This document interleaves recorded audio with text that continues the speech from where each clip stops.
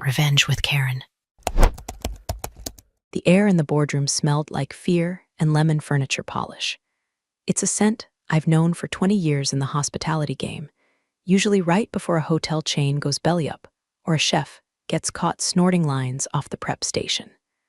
But this time, the stench was coming from my own side of the mahogany table. Robert, the CEO I had practically carried on my back since the 2008 crash, wouldn't look me in the eye. He was too busy swirling the ice in his crystal tumbler, staring at the condensation like it held the secrets to the universe.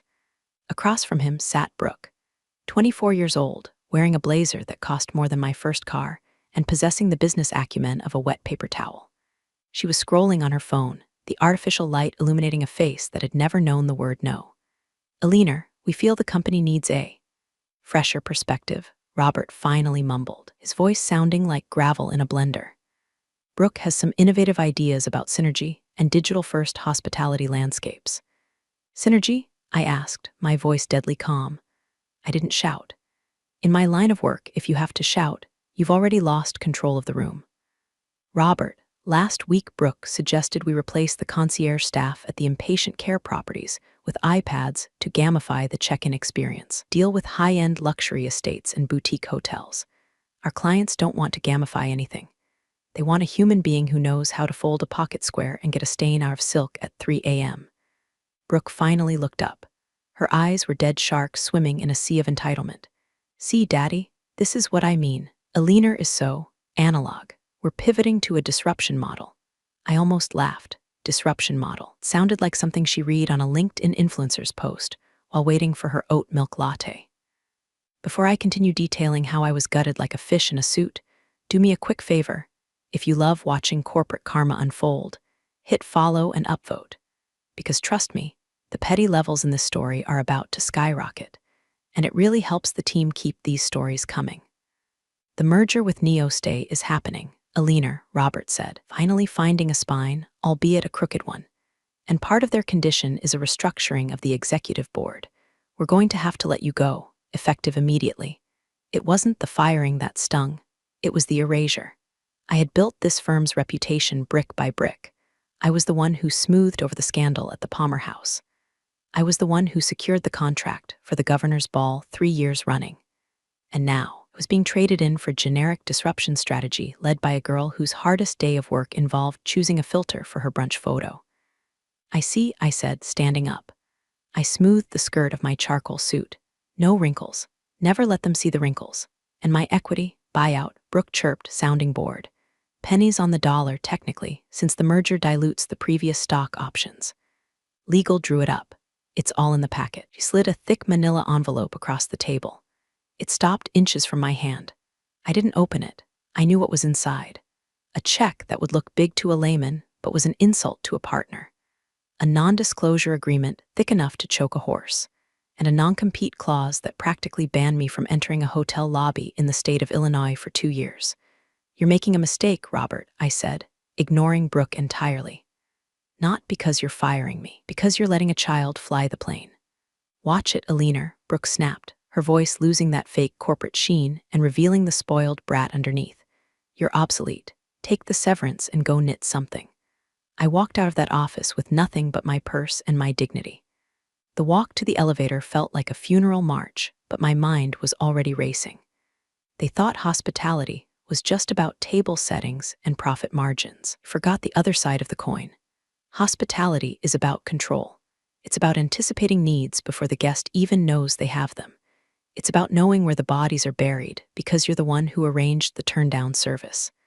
I didn't go home and cry. I didn't drink a bottle of wine and key Robert's car. I went to my apartment, sat at my glass dining table, and opened my laptop. I wasn't going to compete with them. Non-compete clause said I couldn't work for a competitor. It didn't say I couldn't become the landlord. The rage was there, certainly. It was a cold, hard knot in my chest, tightening every time I thought of Brooke's dismissive wave. "Go knit something." Oh, I was going to knit something all right. I was going to knit a noose out of their own contractual obligations. I spent the first night just staring at the Chicago skyline, lights of the buildings I used to manage twinkling back at me like old friends who had turned their backs. My phone buzzed with messages from colleagues who had heard the news. So sorry, Aliner. End of an era. Let's grab lunch. I ignored them all. I didn't need sympathy. I needed leverage. By 4 a.m., the initial shock had faded, replaced by a crystalline focus.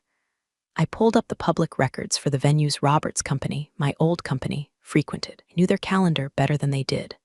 I knew the annual Gala for Innovation was coming up in 3 months. It was the social event of the season, the night they patted themselves on the back for existing. And I knew exactly where they were hosting it, the Marshall Room, a historic, crumbling beauty of a venue in downtown Chicago. High ceilings, gold leaf peeling in the corners, and ownership that was notoriously underwater on their loans was the kind of place that looked majestic in low light, but smelled of mildew if you got too close to the velvet curtains. Perfect. Brooke wanted to disrupt the industry. She wanted to play games? Fine. I was about to teach her the first rule of real estate. The person who holds the keys makes the rules. And I was about to buy the biggest set of keys in the city. The soft blacklist is a polite Midwestern way of destroying a career. Nobody explicitly tells you that you're unhireable. There's no memo circulated with your photo and a red X over it. It's much subtler. It's phone calls that go to voicemail and are never returned. It's lunch dates that get rescheduled indefinitely. It's headhunters who suddenly have nothing in your specific vertical right now. Brooke and Robert had done a thorough job. They had painted me as difficult, resistant to change, and burnt out. The tight-knit world of Chicago luxury hospitality, perception is currency, and mine was currently trading at the value of the Venezuelan bolivar. But they made one critical calculation error. They assumed I wanted a job. I didn't want a job. I wanted an empire. I liquidated my 401k. I refinanced my condo. I called in favors from silent partners, old money types who hated the new tech wave just as much as I did, but were too polite to say it in public. I formed a holding company, Ursa Major LLC, named after the bear, because I was about to hibernate and then wake up hungry. My days became a blur of spreadsheets and site visits. I wasn't looking for glamorous hotels. I was looking for distressed assets. I was looking for the veins and arteries of the city's event scene, the catering kitchens, linen supply warehouses, the historic venues that were one bad month away from foreclosure. The Marshall Room was the jewel in the crown of my revenge strategy. I visited it on a rainy Tuesday, posing as a freelance event planner scouting for a wedding. The place was a tragedy of mismanagement. The original 1920s molding was caked in dust. The carpets in the foyer were threadbare. The manager, a sweaty man named Frantic Mr. Henderson, looked like he hadn't slept since the Obama administration. "We have excellent availability," Henderson stammered, wringing his hands. "Very flexible terms. I'm sure you do," I said, running a gloved finger along a windowsill. It came away gray. "But I'm not interested in renting, Mr. Henderson." He blinked, confused. I don't understand. I represent a private investment group interested in acquiring the property. Lock, stock, and barrel, including the debt. Color drained from his face, then rushed back in. He looked like a man who had just been thrown a life preserver in the middle of the Atlantic. Negotiating the sale was like playing poker with a toddler who shows you their cards. They were desperate. The bank was breathing down their necks, threatening to turn the historic ballroom into an Amazon fulfillment center. I came in with a lowball offer that was still higher than bankruptcy. I kept my name off everything. My lawyer, shark named Sarah, who owed me for saving her wedding reception from a hurricane disaster 5 years ago, handled the paperwork. To the sellers, the buyer was just a faceless LLC. While the lawyers haggled, I kept tabs on my old firm. Brooke was all over Instagram, posting stories from the office I used to occupy. She had replaced my mahogany desk with a standing glass one. She had installed a wellness corner with beanbag chairs. And most importantly, had sent out the save the dates for the annual gala. Location, the Marshall Room. I printed out the invitation and taped it to my refrigerator. It was my North Star. The acquisition closed quietly on a Friday afternoon. No champagne, no ribbon cutting, just a wire transfer and a signature. I now owned the venue where Brooke planned to launch her new brand identity. I went to the venue that night, alone. I had the keys. I walked into the empty ballroom, my footsteps echoing on the parquet floor. It was silent, save for the hum of the old HVAC system, which I noted immediately needed a filter change. My inner technician never sleeps. I stood in the center of the room, imagining the tables, the floral arrangements, the pretentious speeches. I wasn't just a landlord now. I was the ghost in the machine. I spent the next weeks quietly upgrading the place, but only the things that mattered for my plan. I fixed the lighting so I could control it remotely. I updated the security camera system so I had eyes in every corner, even the kitchen. I reviewed every single vendor contract attached to the venue, and then I found it, the existing contract for the gala. It had been signed 6 months ago by Mr. Henderson. It was a standard, boilerplate agreement, but buried in the fine print, under the section regarding Code of Conduct, was Clause 14b. Clause 14b. The lessee and their guests agree to adhere to strict standards of conduct towards venue staff and management. Any verbal abuse, harassment, or derogatory behavior towards staff constitutes a material breach of this contract, granting the lessor the immediate right to terminate the event, refuse service, and eject the lessee without refund. It was a clause usually meant to protect waiters from drunk uncles at weddings. It was vague, broad, entirely at the discretion of the lessor. Me. I traced the words with my finger. It was the trapdoor. Now, all I had to do was wait for Brooke to walk onto it. And knowing Brooke, she wouldn't just walk, she would stomp. Ownership changes are funny things. If you do them right, nobody notices until the rent check clears. I kept the existing staff at the Marshall room, the waiters, the janitors, the kitchen crew. They were good people mostly, just led by incompetence. Called a meeting with the core team a week after the purchase. I introduced myself simply as the new management consultant. I didn't tell them I owned the building. I told them I was there to optimize operations. They were terrified at first, expecting layoffs. Instead, I gave them all a 10% raise and new uniforms. Black, crisp, tailored. We are elevating the standard, I told them. No more mediocrity. You are the best in the city, and you will dress like it. The loyalty in their eyes was instant. They had been starved for leadership. Then, the requests from Brooke's team started rolling in.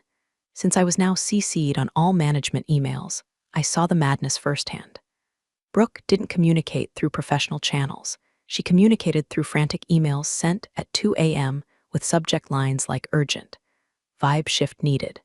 She wanted to hang aerial acrobats from a ceiling that I knew, for a fact, couldn't support more than a chandelier. She wanted to replace the historic oak bar with a molecular gastronomy hydration station. She wanted the waitstaff to wear body paint instead of shirts. I, acting through my alias E. Vance, director of operations, systematically denied the dangerous requests while approving the expensive ones. Regrettably, the ceiling load-bearing capacity cannot support the acrobats. However, can approve the importation of the endangered orchids you requested, provided the insurance waiver is signed. I was letting her hang herself with her own budget. 3 days before the gala, Brooke came for a site visit. I was there, of course. I was in the back office, watching the security feed. I saw her strut in, followed by a gaggle of terrified assistants and Robert, who looked like he had aged 10 years in 3 months. "It smells old in here," Brooke announced, clicking her nose as she stood in the foyer I had just spent $10,000 restoring. "Can we pump in some scent? Like sandalwood and money?" "I'll ask the venue coordinator," an assistant squeaked. "And this lighting," Brooke gestured vaguely at the crystal chandeliers. "It's so, Grandma. Can we put gels on them, make it neon pink? I want a cyberpunk Gatsby aesthetic." I watched on the monitor, sipping my lukewarm tea. Cyberpunk Gatsby. Phrase alone was enough to make F. Scott Fitzgerald spin in his grave fast enough to power the city grid. "Brooke, honey, maybe we stick to the classic theme?" Robert suggested weakly. The board is expecting the future, Dad," she snapped. She turned to a waiter who was polishing glasses nearby, Miguel, a sweet man who had worked there for 15 years. "Hey, you, less rubbing, more moving. Get these chairs out of here. I want beanbags." Miguel looked confused. "Ma'am, the event is a seated dinner. Did I ask for your opinion?" Brooke scoffed, rolling her eyes so hard I thought they'd detach. God, help is so hard to find these days. Just do what I say. I leaned closer to the screen. There it was, the disrespect, the casual cruelty. She treated Miguel like furniture. I picked up the phone and dialed Sarah, my lawyer. "The Clause 14b addendum fully enforceable in Illinois regarding immediate eviction?" I asked. "Ironclad," Sarah replied. "As long as you have proof of the breach. Witnesses or recording." "I have both," I said, watching Brooke berate Miguel about the thread count of the napkins. "Aliner," Sarah warned, "if you do this, you burn the bridge. You nuke the bridge. You salt the earth where the bridge used to be." "Sarah," I smiled, though no one could see it. I'm not just burning them, I'm charging them admission to watch the fire. The day of the gala arrived.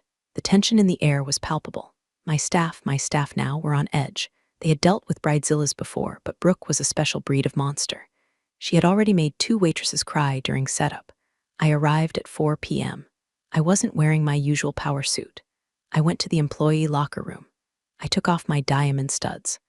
I pulled my hair back into a severe, invisible bun. I scrubbed my face of makeup. And I put on the uniform. Black trousers, black button-down, black apron.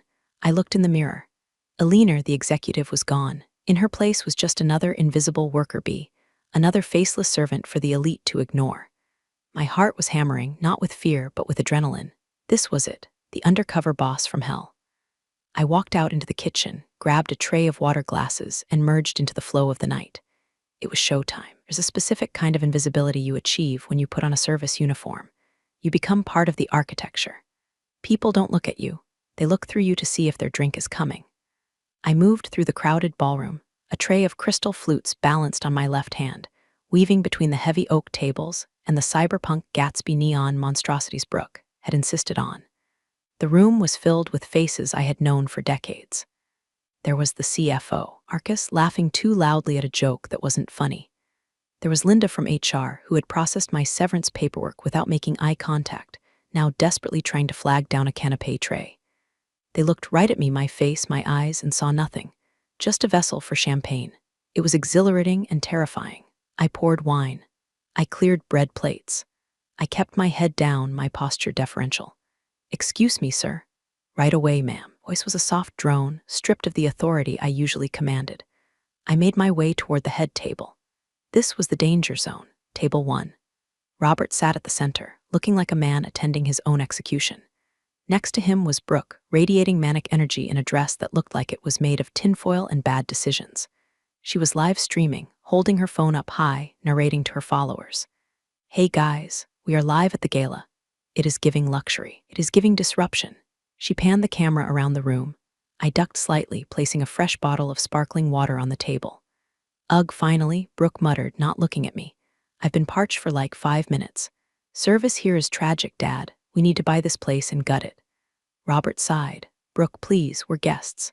"We're not guests, we're the money," she corrected him, loud enough for the surrounding tables to hear. "Without us, this place is just a dusty attic." I filled her glass. My hand was steady as a surgeon's. I wanted to pour it in her lap. I wanted to grab the microphone and recite her incompetence to the board. But I waited. The trap needed to be sprung perfectly.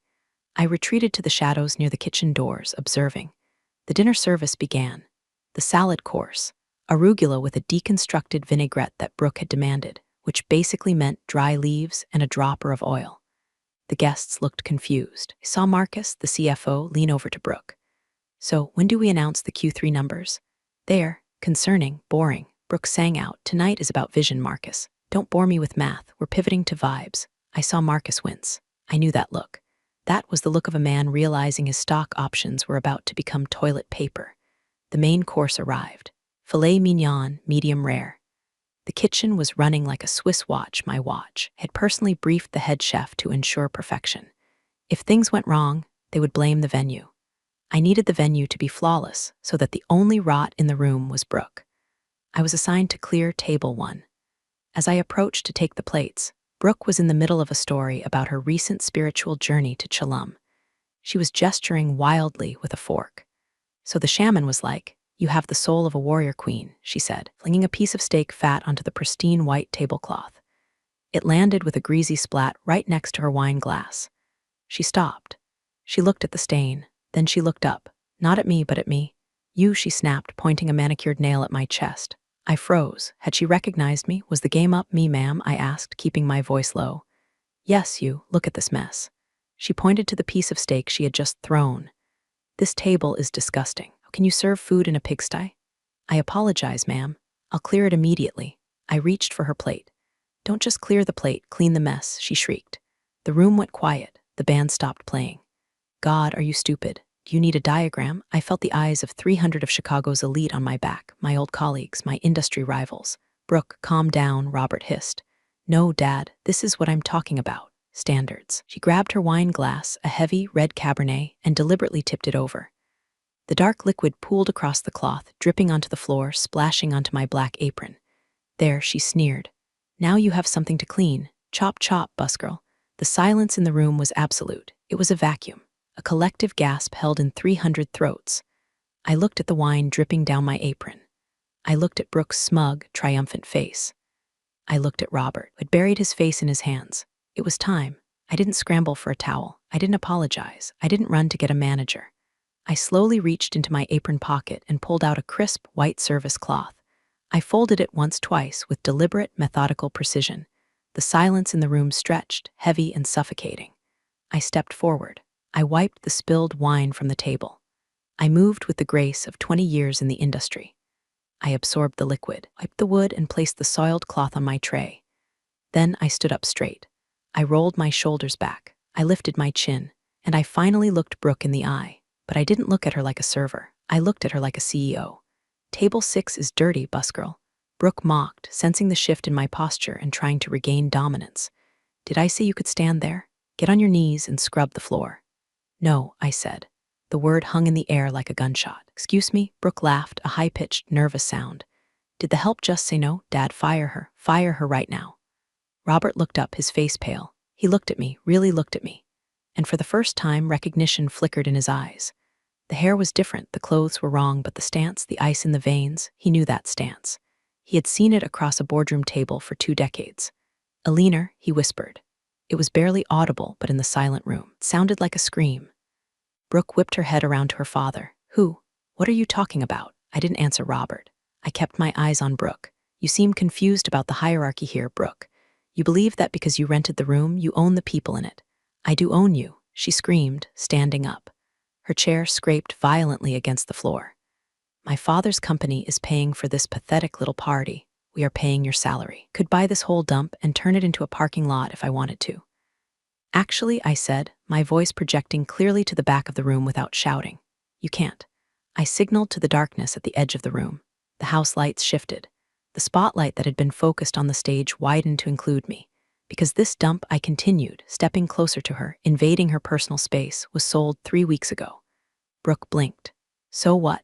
New owner, same trash. New owner, I said, allowing a small, razor-thin smile to grace my lips, is extremely particular about the conduct of her guests, especially regarding Clause 14B of the rental agreement. I reached into the back of my apron, not for a wine key, but for a black envelope. The same kind of black envelope I used to use for VIP invitations. What is this? Brooke scoffed, though her hand trembled slightly as she took it. That, I said, is your eviction notice. Murmurs started. A low rumble of confusion and shock from the guests. You're crazy, Brooke spat. You're just a waitress having a breakdown. Security, get this psycho out of here. She looked around for the security guards. 2 large men in black suits stepped out from the shadows near the kitchen. They walked purposefully toward table 1. Brooke smirked. Finally, drag her out. The guards walked past me. They stopped on either side of Brooke. I'm sorry, Miss Vance, lead guard said to me, ignoring Brooke entirely. Is this the individual causing the disturbance? Brooke's jaw dropped. Miss Vance? Who is Miss Vance? I'm the CEO's daughter. I turned to the guard. Yes, James. This is the individual, and her guest, I gestured to Robert. They are in violation of their contract, abuse of staff, disorderly conduct, destruction of property. I turned back to Brooke. The realization was starting to dawn on her. Puzzle pieces were clicking together. The refusal of her absurd requests, the strict adherence to policy, the voice that sounded hauntingly familiar. I bought this venue yesterday, I lied. It had been weeks, but the dramatic effect was better, and I reserve the right to refuse service to anyone, especially little girls who don't know how to hold their liquor. Alina, Robert choked out, standing up. Alina, please, let's talk about this. We're done talking, Robert, I said, my voice dropping to a chill. You wanted disruption. You wanted to shake up the industry. Congratulations. Consider this your disruption. Brooke opened the black envelope. Her fingers fumbled with the wax seal, my personal seal, a bare Ursa Major. She pulled out the single sheet of heavy, cream-colored cardstock. This is an invoice, she stammered, for the full rental fee, plus damages, plus a breach of contract penalty. She looked up, her eyes wide and wet. This is for $50,000. Read the bottom line, Brooke, I said. She looked down. Her lips moved as she read. Immediate termination of event privileges. Guests must vacate premises within 15 minutes. You can't do this. she shrieked, tearing the paper in half. "We have investors here. We have the press." "Oh, I know," I said, glancing over at the reporter from the Chicago Tribune, who was frantically taking notes on his napkin. "That's why I waited until the main course. I wanted to make sure everyone was seated." Robert rounded the table, his hands out in a pleading gesture. "Alina, listen to me. This is excessive. We can settle this. Whatever you want. You want your job back, is that it? You want a consulting fee?" I looked at him with genuine pity. "Robert, do you really think I want to come back to a sinking ship? I don't want a job. I don't want a fee." I took a step back, dressing the room at large. The guests were silent, forks hovering halfway to mouths. "Ladies and gentlemen," I announced, "my apologies for the interruption to your dinner. The venue management has determined that the host of this event has violated the terms of our service. As such, the event is concluded." "No," Brooke screamed. "Sit down. Everyone sit down. She's lying. She's a nobody." However, I continued, ignoring her tantrum. "The kitchen has prepared a lovely dessert, chocolate lava cake. Since the host has forfeited their deposit and paid the penalty fee, the bar is now open on the house. For everyone except the host party." A ripple of nervous laughter went through the room. They were confused, but they were also entertained. And free alcohol is a powerful motivator. "You," I pointed to Brooke. "And you," I pointed to Robert. "And your executive team, you are leaving. Now. I'm not going anywhere." Brooke grabbed the tablecloth, knuckles white. "I'm calling the police." "Please do," I said calmly. "I have the deed to the building in my office safe. I have the signed contract with Clause 14B highlighted, and I have video footage of you assaulting a staff member, me, with wine. I also have footage of you calling Miguel a racial slur during setup."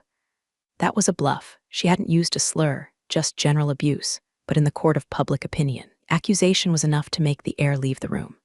Brooke gasped. "I didn't, you liar, did you?" I raised an eyebrow. "Do you want us to play the tape for the Tribune?"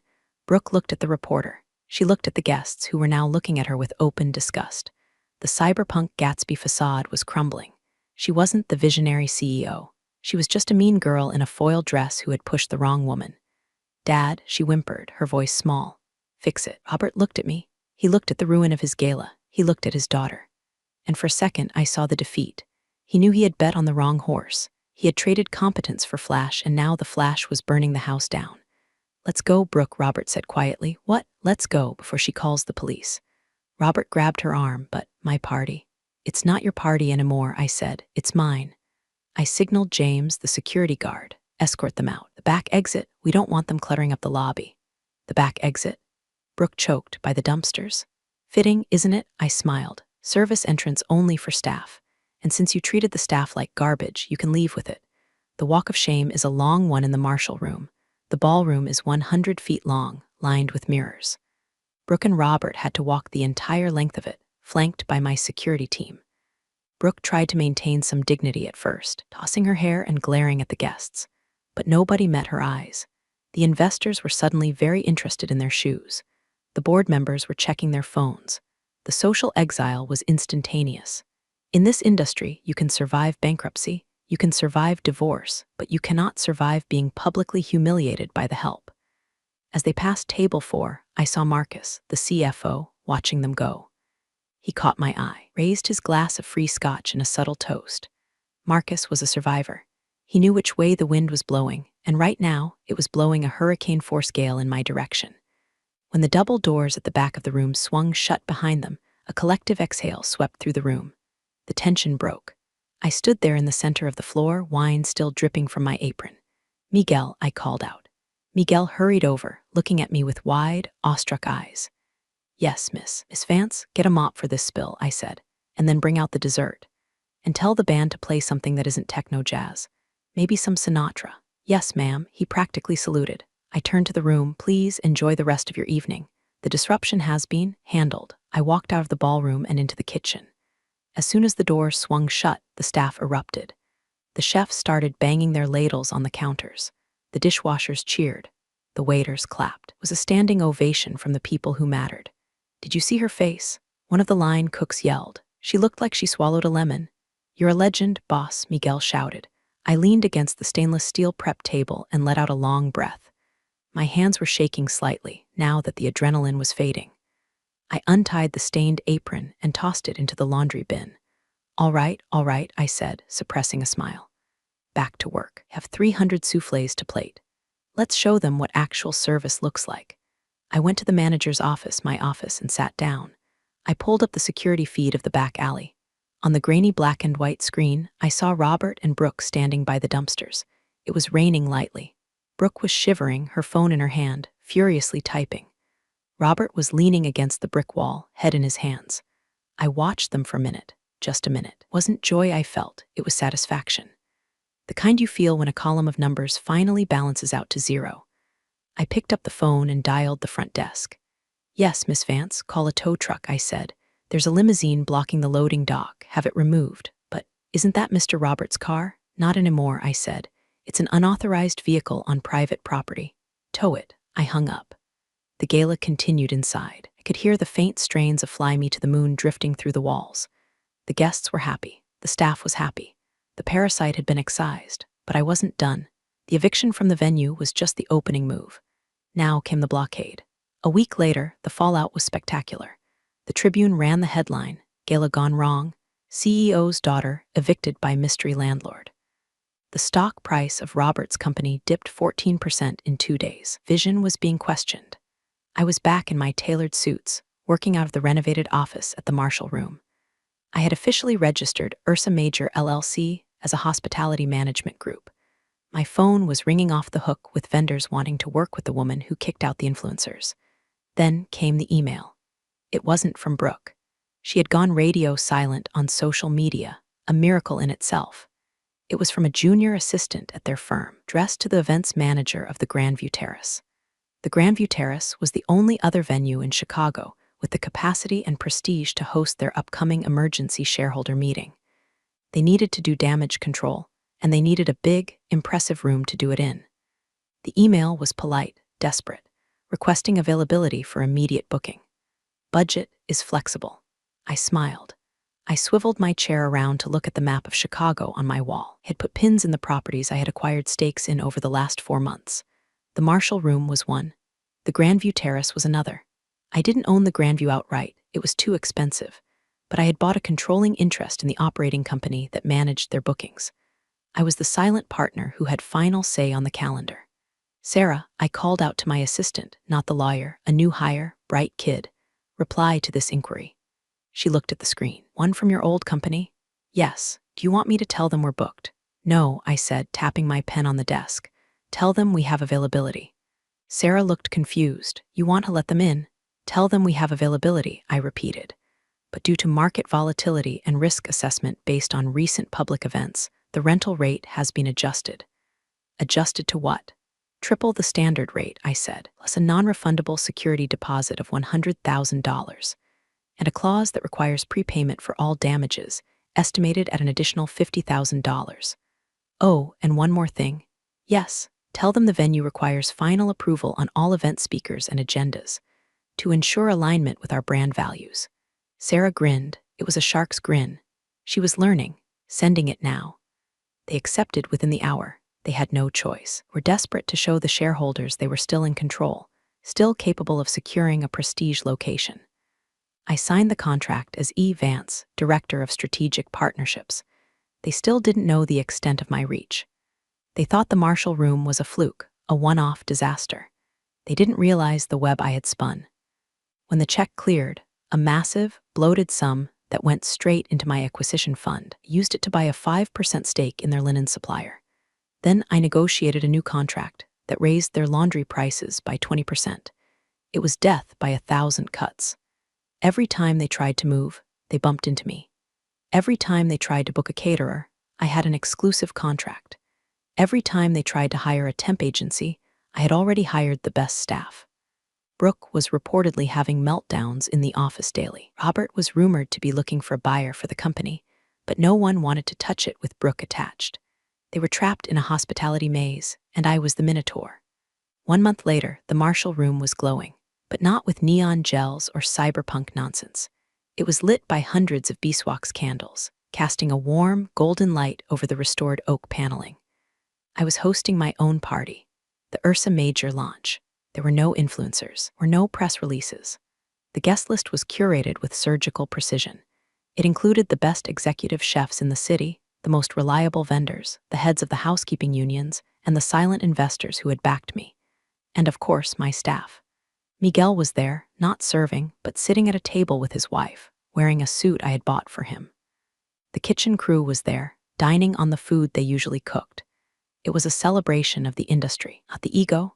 I stood at the podium wearing a dress of midnight blue velvet. I looked out at the room.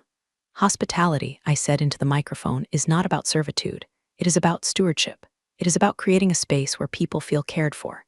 But respect is a two-way street. You cannot demand service while denying dignity. The applause was warm and genuine. It felt like coming home. As the band struck up a jazz standard, I walked through the room, shaking hands, thanking people. I felt a tap on my shoulder. It was Marcus, the CFO of my old company. He had resigned 3 days ago. A leaner, he said, looking tired but relieved. This is incredible. Hello, Marcus, I said. Enjoying the unemployment line, he laughed. Better than the firing line. Robert is stepping down. The board is voting to oust Brooke next week. They're selling the company to Neo Stay for parts. I know, I said. I'm buying the catering division. Marcus shook his head in disbelief. You played the long game, El. You really did. I didn't play a game, Marcus, I said, sipping my martini. I just enforced the rules. I walked toward the window that looked out onto the street. The rain had turned to snow, large flakes drifting down against the glass. Outside, standing on the sidewalk, was a figure. It was Brooke. She was wearing a trench coat, looking in through the large bay window. She looked cold. She looked small. She was watching the warmth, the laughter, the golden light of the world she had been evicted from. Our eyes met through the glass. She didn't glare. She didn't scream. She just looked, hungry, like a child watching a family eat dinner from the street. She had all the money in the world, but she had no seat at the table. I didn't wave. I didn't smirk. I didn't hold up a loser sign. That would be beneath me. That would be something she would do. Simply reached out and pulled the velvet curtain shut.